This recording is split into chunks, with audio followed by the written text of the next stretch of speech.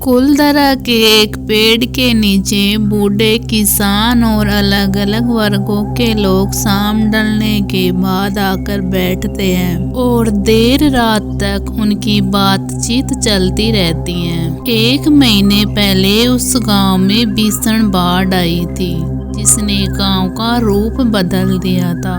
तालाब और पोखरे सब अब भी पानी से भरे पड़े थे और इन्हीं दिनों हर दूसरे तीसरे दिन किसी न किसी के डूबकर मरने की खबर गांव में फैल जाती थी और आज इसी मुद्दे पर पेड़ के नीचे बातें हो रही थी।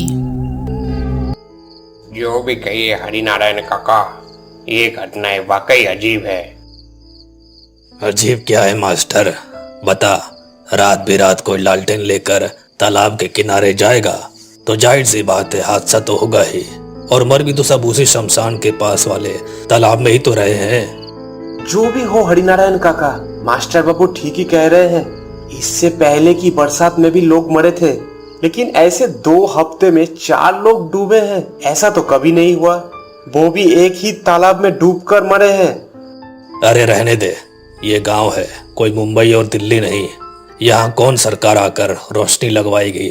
हम तो किसान के हालात में जीते हैं, हमें इन्हीं हालात में जीना पड़ेगा। फिर भी काका, ये सोचने की बात है कि पूरा गांव झील और तालाब से भरा है, लेकिन सब मौतें उसी एकमात्र तालाब में क्यों हो रही है। हाँ यही तो, गांव में बहुत तालाब है लेकिन मौतें सिर्फ उसी शमशान वाले तालाब में ही हो रही हैं। वहाँ 2-3 आदमी भी बैठे थे, लेकिन वह इनकी बातों को चुपचाप सुन रहे थे, क्योंकि इस गांव में बड़े लोग जो भी बात करते हैं आम लोग बीच में बोलना ठीक नहीं समझते हैं। और तभी इन चर्चाओं के बीच एक अजनबी आदमी आता है। कंधे पर लाठी और पोटली उसके पास होती है। अरे ये कौन? आप तो हमारे गांव के नहीं लगते, कहां से आप आए हो? पहले आप सभी को नमस्कार। मैं आमतला से आया हूँ। मैं इस गांव के शिव शंकर पांडे का वकील हूँ। वकील मतलब कोई मुकदमा करने आए हो क्या?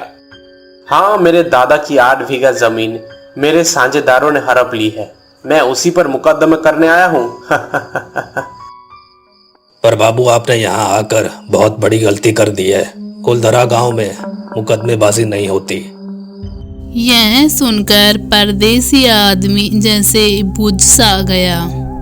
उसके चेहरे से उम्मीदें उतर गई। वो पूरी तरीके से उदास सा हो गया। अब क्या करूं मैं? और कोई दूसरा काम करने तो आया भी नहीं हूं मैं। हरिनारायण काका का मतलब गलत मत लेना। असल में शिवशंकर पांडेय अब इस गांव में नहीं रहते हैं। अरे ओ छोटे लोग, हमारे बड़ों के बीच क्यों बोल रहा है बाबू? हम तो बात कर रहे हैं ना, दिख नहीं रहा तुझे? दूसरे गांव से आया वकील यानी कि भैरव उदास और परेशान चेहरा लेकर सबकी तरफ देखकर बोलता है। मैं बहुत दूर से आया हूँ, क्या आज की रात किसी के घर ठहर सकता हूँ? बहुत बड़ी मेहरबानी होगी। जरूर, आप चाहो तो। अरे मास्टर, तू भी शुरू हो गया। वकील बाबू, ऐसा नहीं हो सकता। ना हमें तुम्हारी जात पता है ना कुछ पता है। गांव में किसी के घर जगह देना संभव नहीं है। हाँ, लेकिन एक रास्ता जरूर है। क्या है वो रास्ता? जी बताइए बताइए। शिवशंकर पांडे अब पास के निकुंजपुर गांव में रहते हैं। तुम चाहो तो यहाँ उनके पुराने घर में रुक सकते हो, लेकिन याद रखना, शमशान वाले तालाब के पास बिल्कुल मत भटकना, समझे क्या? शमशान के पास के तालाब में भूत और आत्मा रहते हैं, लेकिन परदेसी आदमी। उसके लिए अब मुझे सहानुभूति दिखाने की जरूरत नहीं। मैं घोड़े पाल का लड़का हूँ। भूत प्रेत आएगा तो उसे एक थप्पड़ मार के सुला दूंगा। यह कहकर परदेसी नाराज होकर पांव पटकते हुए उस रास्ते पर निकल पड़ता है। सब लोग उसे जाते हुए देखते रहे। हरिनारायण काका, क्या आपने ठीक किया? अगर वो परदेसी आदमी सचमुच मर गया तो पूरे गांव का नाम बदनाम हो जाएगा। सुना नहीं, वो गोरी पहलवान का बेटा है। अरे चिंता मत करो, अगर कुछ भी हुआ तो लोग कहेंगे गांव वालों का कसूर नहीं, मैंने सही ही किया। अब बहुत रात हो गई है, तुम लोग जैसे चाहो देख लो उस आदमी को, मैं तो अब जा रहा हूँ। हरिनारायण काका भी अपने हाथ में हुक्का लेकर अपने घर की तरफ चले जाते हैं। मामला ठीक नहीं लग रहा, वो आदमी परदेसी है। अगर कुछ हो गया तो हम गांव वालों को कैसे सफाई देंगे? हाँ सही कहा। मैं क्या कहता हूँ, क्यों ना हम साहब गजानन काका के पास चले क्या? सभी ने मास्टर की बात से सहमति जताई और वहां से सभी उठ खड़े हुए। सब लोग गजानन काका के घर की ओर जाने लगे। दूसरी तरफ भैरव सोच रहा था कि अगर उसे पता होता कि इस गांव के लोग इतने कठोर और बेरहम हैं, तो शायद वह मदद नहीं मांगता। वो धीरे धीरे अब जो शमशान के पास मकान था उसके पास जा रहा था। अचानक चलते चलते उसके पास एक परछाई खड़ी हो जाती है। उसका आकार काफी बड़ा था और उसका खोपड़ी अंधेरे में डूबा हुआ था, कुछ दिखाई नहीं दे रहा था। भैरव ने कभी अपने जीवन में ऐसा कुछ देखा नहीं था। कौन है? कौन हो तुम? वह परछाई बिना कुछ कहे उसकी ओर बढ़ने लगती है। उसका शरीर बहुत बड़ा दानव जैसा, लेकिन उसका सिर नहीं था।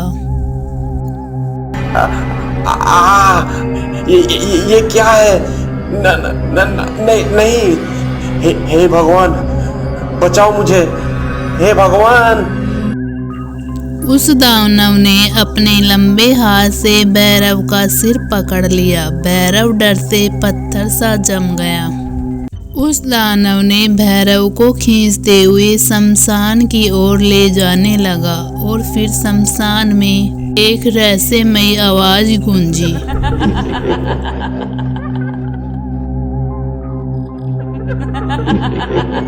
और उधर वो लोग गजानन काका के पास पहुंच गए। रामशरण मास्टर और उसके साथ 2-3 गांव वाले उनके सामने जाकर खड़े हो गए। किसी के हाथ में मशाल, किसी के हाथ में लालटेन और किसी के हाथ में लाठी थी। क्या हुआ? सब लोग ऐसे घबराए क्यों और कहाँ भाग रहे हो? कुछ तो गड़बड़ है गजानन काका, या तो कोई बड़ा अनहोनी हो चुकी है, नहीं तो फिर कुछ बहुत बड़ा होने वाला है। आपकी मदद बहुत जरूरी है। हम तो कुछ समझ ही नहीं पा रहे। पिछले 1 महीने से शमशान में एक कपालिक ने डेरा डाल रखा है, और आप जानते हैं मैंने कई बार उस बूढ़े हरिनारायण काका को वहां जाते देखा है, लेकिन असली वजह क्या है ये हमने से कोई नहीं जानता। मुझे भी बहुत पहले शक हुआ था। हरिनारायण कुछ न कुछ गड़बड़ जरूर कर रहा है, और मैंने भी उसे कई बार शमशान की तरफ जाते देखा है। वो क्या कर रहा है काका? हमें तो बिल्कुल समझ ही नहीं आ रहा। शायद अब और समय बर्बाद करना उचित नहीं होगा। वो परदेसी भी उसी शमशान की ओर गया है, हमें भी उसी ओर चलना चाहिए। ठीक कहा, चलो चलते हैं। अब और किसी को बुलाने का समय नहीं है हमारे पास। सभी लोग चिंतित मन से शमशान की ओर चल पड़े। उन्होंने यह ठान लिया था कि जब तक रहस्य नहीं सुलझेगा वो वापस तब तक नहीं लौटेंगे। दूसरी तरफ भैरव बंधा हुआ है और सामने अघोरी की आग जल रही है। अरे जाग गया रे तू, अब तेरी आखिरी नींद का समय आ चुका है। नाम क्या है तेरा वैसे? आप कौन है? मुझे छोड़ दो। मैं तो इस गांव का भी नहीं हूँ। मेरा परिवार बर्बाद हो जाएगा। जब तुझे बलि चढ़ाए बिना मेरी साधना पूरी नहीं होगी। हे, आजा, काट इसको, रेत इसका गला। वह परछाई भैरव को मारने के लिए आगे बढ़ती है। मुझे छोड़ दो, मैं परदेसी हूँ। मेरा परिवार उजड़ जाएगा, मेरा जीवन नष्ट हो जाएगा। इतने में हरिनारायण काका भी वहां पहुंच जाते हैं। हाँ, तू परदेसी है, लेकिन बलि का कारण तुझे भी जानना चाहिए। वो तालाब देख रहा है, उस तालाब को अमृत पोखर बनाने की कोशिश कर रहा हूँ। जिसकी भी जान वहाँ जाएगी, उसकी जीवन शक्ति तालाब में बंध जाएगी, यानी उस साधना वाले तालाब पर मेरा मालिकाना हक होगा। हगोरी और हरिनारायण को क्या पता था, झाड़ियों के पीछे मास्टर गजानन और बाकी गांव के उन्हें सुन रहे हैं। हर अमावस को उस अमृत पोखर में डुबकी लगाकर मैं पा सकता हूँ लंबी उम्र। जीवन बहुत बड़ा भोग है रे, भोग कर सका तो और कुछ नहीं चाहिए। यदि अमृत पोखर की साधना पूरी हो गई तो इस बार की अमावस्या में मैं पा लूंगा अमृत का वरदान। बस बहुत हो गई तेरी बकबक, अब मैं साधना पूरी करता हूँ। जय काल पिशाच, जय काल पिशाच। ओए मेरे चेले, अब तू अपना काम कर, खत्म कर इस छोकरे को। इतना कहते ही वो दानव अपनी दोनों भुजाएं ऊपर उठाकर भैरव का गला काटने जा रहा था। भैरव कांपते हुए आंखें बंद कर लेता है, लेकिन तभी झाड़ियों से एक जलता हुआ मसाल दानव के सीने पर आ गिरा। धीरे धीरे उसका सड़ा गला शरीर अब आग में पूरी तरह सुलगने लगता है। कौन किसने किया ये? किसकी इतनी हिम्मत हुई रे? किसने किया?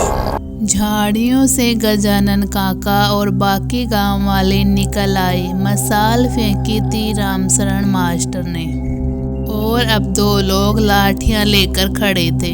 हरिनारायण लालची बूढ़े, तुझे अब भी भोग का लालच गया नहीं? अघोरी के साथ मिलकर तू ये कुकर्म कर रहा था। कितने लोगों की जानें ले ली तूने? कर रहा था तो क्या? मैं प्रकृति के नियम से मरना नहीं चाहता, मैं अमर होना चाहता हूँ। अमर रहूंगा मैं। रामशरण मास्टर ने भैरव का हाथ खोल दिया। भैरव का हाथ खुलते ही वो गुस्से से लाल होकर हरिनारायण काका की तरफ बढ़ने लगा। इसे क्यों छोड़ा? ये मेरा शिकार था, मेरी साधना अधूरी रह जाएगी। उनकी बात पूरी भी नहीं हुई थी कि आग से तपता हुआ दानव अघोरी को जकड़ लेता है। हट, मेरे को बचाओ। हट।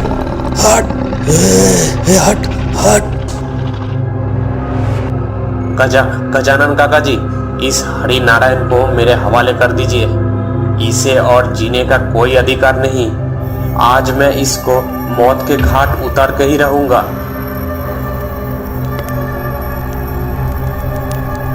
भैरव ने हरिनारायण को अपने हाथों में दाबकर एक चिता की ओर ले गया, लेकिन भैरव ने किसी की बात नहीं सुनी। उसने उस बूढ़े हरिनारायण को पकड़कर जबरदस्ती चीता में फेंक दिया। चीता की लपटों ने उसे राख बना दिया। गांव वाले और भैरव सब देखते रह गए कैसे हरिनारायण अपने तांत्रिक के साथ मिलकर गांव वालों को धोखा दे रहा था, और इस धोखे की सजा अब उसे मिल चुकी थी। और दोस्तों, आज की कहानी यही समाप्त होती है। अगर आपको हमारी कहानी पसंद आई तो वीडियो को लाइक करें एंड चैनल को सब्सक्राइब करें।